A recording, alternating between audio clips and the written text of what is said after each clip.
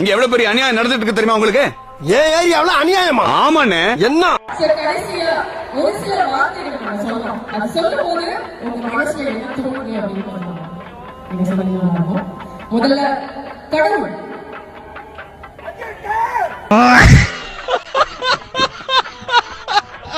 வழி தெரியாமல் இருக்கிற போது அவனுக்கு வழிகாட்டினான்.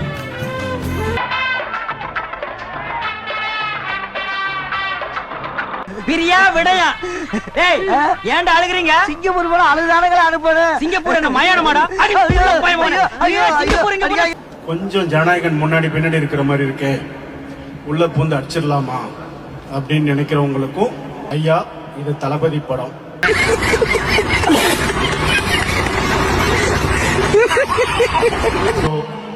உங்க மைண்ட்ல என்ன இருந்தாலும் கண்ட்ரோல் ஆல் டெலிட் போட்டு எல்லாத்தையும் அழிச்சிட்டு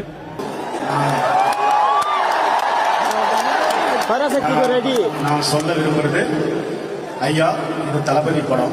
உங்க மைண்ட்ல என்ன இருந்தாலும் கண்ட்ரோல் ஆல் டெலிட் போட்டு எல்லாத்தையும் அழிச்சிட்டு நீ கத்தி எவ்வளவு விட்டாலும் சரி, கதிரி ஆளுதாலும் சரி, 5 பைசா கிடையாது. இந்த ஆல்பத்துல நீ இடம் பிடிச்சிடாது. நீ ஆல்பத்தை காட்டினாலும் சரி, அளப்புறையை கொடுத்தாலும் சரி, 5 பைசா கிடையாது.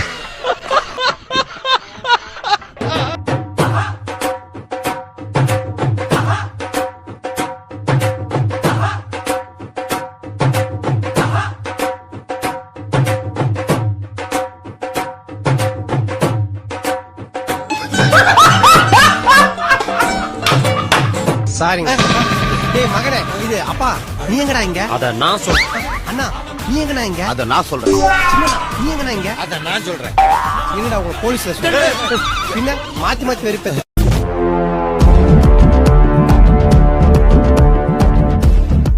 யாராவது மேல அதிகாரி ஊமத்துல எங்க கேட்டா ஒரு கலவரத்தை வித்தியாசமா அடக்க போயிருக்காரு சொல்லு. உங்களுக்காக போரா கச்சேரியா ஐயோ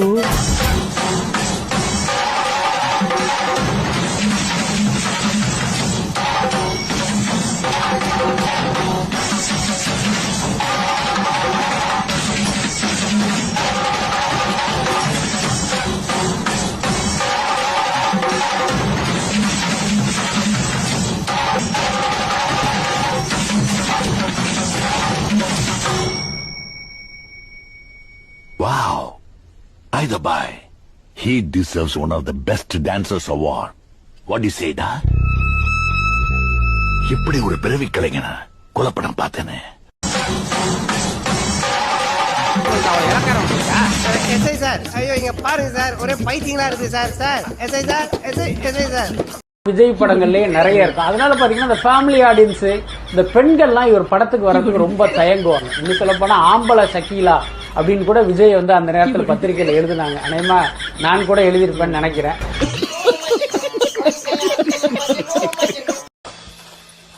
அந்த 3 கூமுட்டை மட்டும் நில்லு.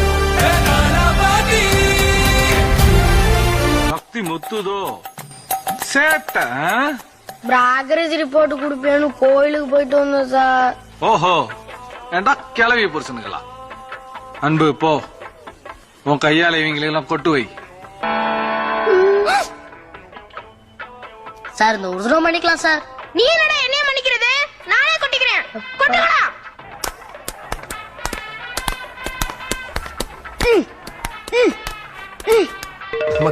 பொய் மிரட்டி வரியாடா. எப்படிப்பட்ட ஆந்திரியுமா இவ்வளவு அசால்ட்டா தற்கொலை ஆக்கியிருக்க? என்னடா சொன்ன? அவனே ஏமாத்திட்டியடா. கஷ்டப்படுறேன். இல்ல எனக்கு இன்னும் புரியல, வர்றவெல்லாம் தற்கொலையா இருக்கான். நீ தற்கொலை ஆக்குறியா? அவன் ரோல் மாடலுங்கிறான். இப்ப வராத ஒரு ஆளு, ஆட்டத்திலே களத்திலே இல்லாத ஒரு ஆளு நாங்க ஏன் பேசி வளர்த்துடணும்? உங்களை மாதிரி நாங்க பீட் கேக்குறேன். திருமாறு களத்திலே இல்லாத ஒருவரை ஏன் கொள்கை எதிரி என்று அறிவிக்கணும்? நீ கேட்ட ஒவ்வொரு கேள்வி என்ன செருப்பால் அடிச்ச மாதிரி இருக்குடா. முதலிலே நிலைப்பாடு இல்லாத ஒரு கொள்கை தான் உங்கள் கொள்கையை. குற்றம் நீங்க சொல்லலாம், தீய சக்தி தீய சக்தி. நான் கேட்கிறேன், அந்த தீய சக்திக்கு கலைஞருக்கு சிலை வைக்க வேண்டும் சொன்னது யார்? ராமு, காலம் மாறி போச்சுடா. உதயநிதி, இன்பநிதி, கலாநிதி, அத்தனை நிதிகள் பெயரை எனக்கு பிடித்திருக்கிறது சொன்னது யார்? விஜய் தானே. உங்கள் திரைப்படம் ஓடணும்ன்றதுக்காக கொடநாட்டில் போய் கைகட்டி நின்னு அப்பாவியா அம்மா என்று பேசுறியா? அதுக்காக நீங்க அழுவ கூடாது. இல்ல நீங்க அழுவுறீங்க. இல்ல சார். இல்ல கண்ணு கலங்குது. அழுவல சார். இல்ல வந்துடுச்சு. உங்கள் கட்சியினுடைய துணை பொதுச் செயலாளர் தான் சொன்னாரு, நாங்கள் எங்கள் தலைவர் கருப்பு சிவப்பு வண்ணம் பூசிய சைக்கிளுடைய வந்து உங்களுக்கு ஓட்டு கேட்டார். நான் கேட்கிறேன், போன தேர்தலில் ஓட்டு கேட்கும்போது திமுக தீய சக்தியா? நான் கேட்கிறேன், 75 வருட பவள விழா கட்சியை ஒரு பால்வாடி கட்சி நீங்கள் ஒரு தேர்தலில் போட்டிருக்கீங்களா? ஒரு தேர்தல் நீங்கள் வென்று காட்டியவர்களா? வேடிக்கை பார்க்கவில்லை. நீங்கள் வேடிக்கை பார்த்துக் கொண்டிருக்கும் ஒரு பால்வாடி கட்சி, ஒரு பவள விழா கட்ட கட்சியை பற்றி பழி சுமத்துகிறார்களே தவிர இவர்களுக்கு வழி சொல்ல தெரியாது. ரொம்ப நன்றி.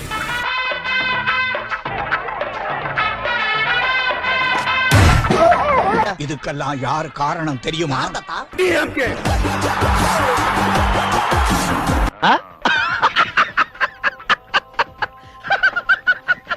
இன்னைக்கு இவருக்கு 280 கோடி ரூபாய் சம்பளம் கொடுக்குறாங்க. அப்படி கொடுக்கறதுக்கு நீ நிறுவனமே கிடையாது.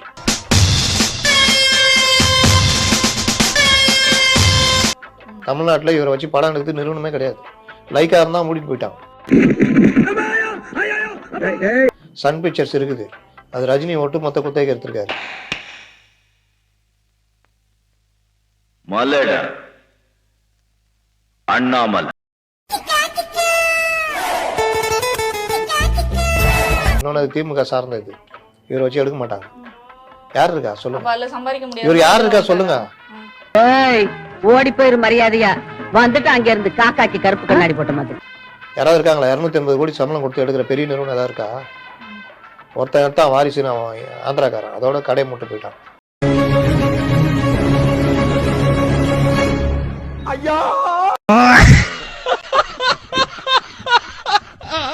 அப்ப இனிமே இங்க சம்பாதிக்க முடியாதுன்னா அரசியல்ல வந்து சம்பாதிக்கணும். கரெக்டா கண்டுபிடிச்சாயா? கரண்ட்லயே இப்போ இந்தியா டுடே போன்ற பத்திரிகைகள் வெளியிட்ட கருத்து கணிப்புல கிட்டத்தட்ட 33% வாக்கு வங்கி right now they have. 2 days ago, India Today aired an internal TVK survey to show what the party believe their performance will be in the upcoming 2026 elections. There were some attempts to label this as an India Today survey. And we want to categorically reiterate that this is a TVK survey and not an India Today report. India Today has not conducted any survey or opinion poll on Tamil Nadu on the upcoming 2026 elections yet. கிட்டத்தட்ட 33% வாக்கு வங்கி right now they have.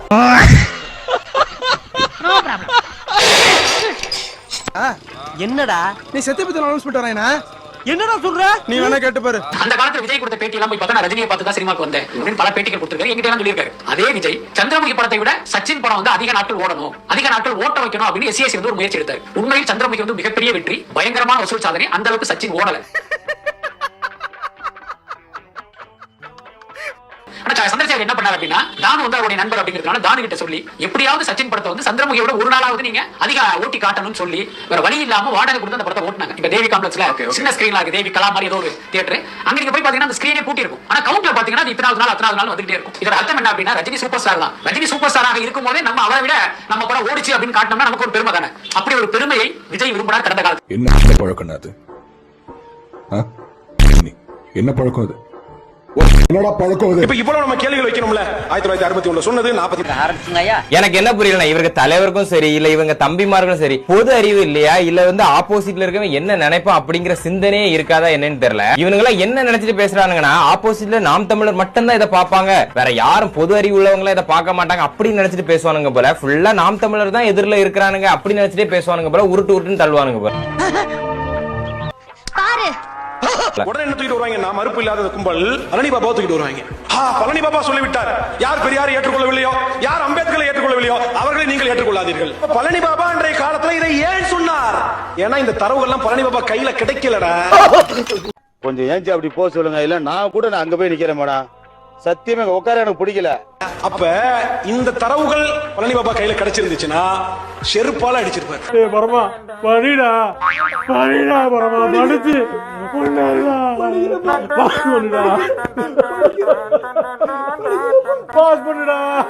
Palani பாபாவுக்கு தரவுகள் கிடைக்கலன்னு சொல்லிட்டு உனக்கிட்ட தரவுகள் இருக்கா? அவருக்கு கிடைக்கலன்னு உன்ட ஆதாரம் இருக்கா? கிடைக்கல. 50 வருஷத்துல இன்னைக்கு தானே தோண்டி எடுக்கிறோம். நீ ஒரு கேனையன் தெரியும் சௌத்ரி, ஆனா கேனத் கூதின்னு இப்பதான் தெரிஞ்சுக்கிட்டேன். ஏன்னா இவர் வந்து பழனி பாபா பக்கத்துல படுத்து உறங்கிட்டு இருந்தாரு கொஞ்ச நாளா, அவரை பத்தி எல்லாமே இவருக்கு தெரியும். கிடைக்கல. அவருக்கு இந்த தரவுகள்லாம் கிடைக்கலன்னு சொல்லிட்டு இவனுக்கு யார் சொன்னா ஃபர்ஸ்ட்? எப்படி கதை மாத்துறானுங்க பத்தியில அவருக்கு இந்த தரவுகள் கிடைக்கல. அரகர் வேலையை நம்ம பாக்குறோம், அதுக்கப்புறம் திரள் நிதி கிடைக்குது, பெட்டி கிடைக்குது, ஓகே. இந்த தரவுகளை எடுத்து பேசுற பேச்செல்லாம் கொஞ்சம் ப்ளீஸ் அவாய்ட் இட். கிடைச்ச ஒரு சாம்பிள். ஏன்டா டே பழனி பாபாவே ஆவியா வந்து உன்ட சொன்னாரா, இல்ல அவரோட ஆன்மா வந்து உன்னை தட்டி எழுப்பி எப்பா அபுபக்கர் பாஸ்கர் எப்பா எந்திரிப்பா எந்திரி நான் கதையை சொல்றேன்ப்பா கேளுப்பா அப்படின்னு சொல்லிட்டு சொன்னாரா? முட்டா பயல இல்ல ஏழை இப்படி பண்றியா? கிறுக்கு மெண்டல் பயிலுலா செத்தா பயிலுலா மூஞ்சி மோரையும் பாரு, மூஞ்சி மோரையும். இப்ப இருக்கிற யாரையும் வச்சு ஆதாரத்தை எல்லாம் பேச மாட்டானுங்க. செத்து போனவங்களை வந்து நம்ம எழுப்பி கேட்க முடியாது பாத்தீங்களா, அதனால இப்படி எல்லாம் பேசிட்டு இருக்கானுங்க. ஏதாவது ஆவி நல்ல ஆவி பிடிக்கிறவர ஆன்மாவை எழுப்பி இவனுங்களெல்லாம் ஓட விடணும், அவனுங்களை வச்சு பேச வச்சு. யார் சொல்லுவாங்க? நேற்று வந்த இவர் விஜய்க்கெல்லாம் நான் பதில் சொல்ல வேண்டிய அவசியம் இல்லை. எங்க கட்சி களத்துல இல்லைன்னு சொல்ற அளவுக்கு அவனுக்கு என்ன தைரியம் வந்து ஒருத்தனுக்குன்னா நாவை அடக்கி பேசணும். அவரை கூட்டம் கூடுதுன்றக்காக இவரை காட்டிலும் நம்ம வடிவேல கூட்டிட்டு போய் கூட்டம் நடத்துங்க. என்ன கூட்டம்? நயன்தாரா கூட்டிட்டு போங்க. நயன்தாரா கூட்டிட்டு போய் நாளைக்கு பிரபகண்டா பண்ண சொல்லுங்க. கூட்டம் கூட தான் செய்யும்.